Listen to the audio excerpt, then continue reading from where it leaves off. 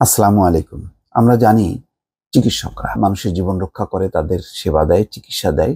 অর্থাৎ একটা মহতী কাজেই তারা নিয়োজিত থাকেন। এমনটাই ধারণা চিকিৎসকদের সম্পর্কে।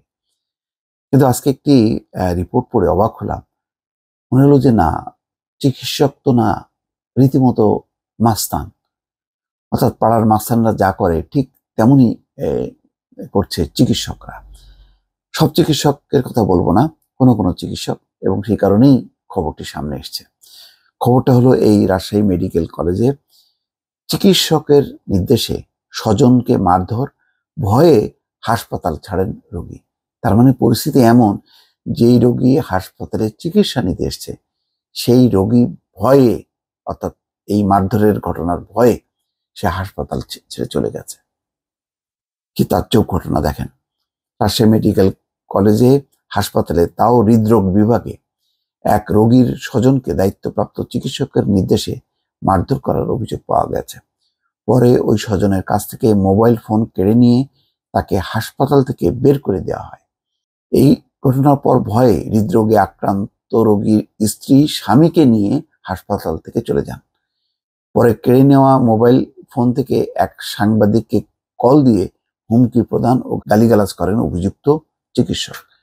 রোগীর স্বজনরা জানান, বুকে তীব্র ব্যথা নিয়ে অ্যাম্বুলেন্স যোগে বাবু নামে এক রোগী নওগাঁর আত্রাই থেকে রাজশাহী মেডিকেল কলেজ হাসপাতালে ভর্তি হন। তাকে কলেজের আনেন ভাগ্নে দেলোয়ার। ভর্তির পর 32 নম্বর ওয়ার্ডে নেওয়া হয়। ওই ওয়ার্ডের দায়িত্বে নিয়োজিত চিকিৎসক ডাক্তার সিনথিয়া ইসিজি করে বলেন, রোগীর বুকের ডান পাশে রক্তনালীতে ব্লক পাওয়া গেছে, জরুরি ভিত্তিতে ইনজেকশন দিতে হবে। ইনজেকশনের দাম পড়বে 45,000 টাকা। রাজি থাকলে ওষুধ কোম্পানির সঙ্গে যোগাযোগ করিয়ে দেবেন তিনি।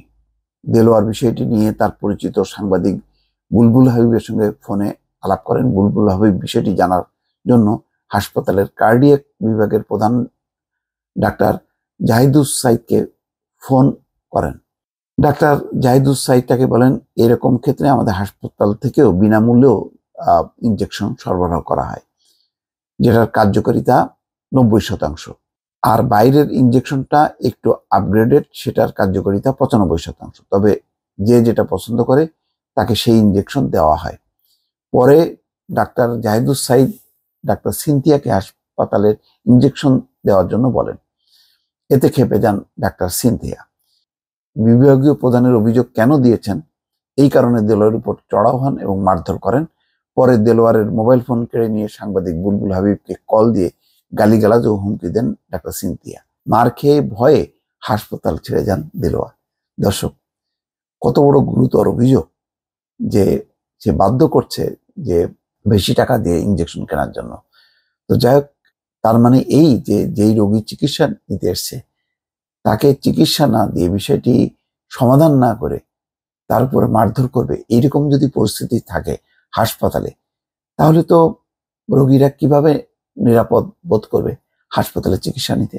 দর্শক, এটি একটি বড় প্রশ্ন। ভালো থাকবেন। আল্লাহ হাফেজ।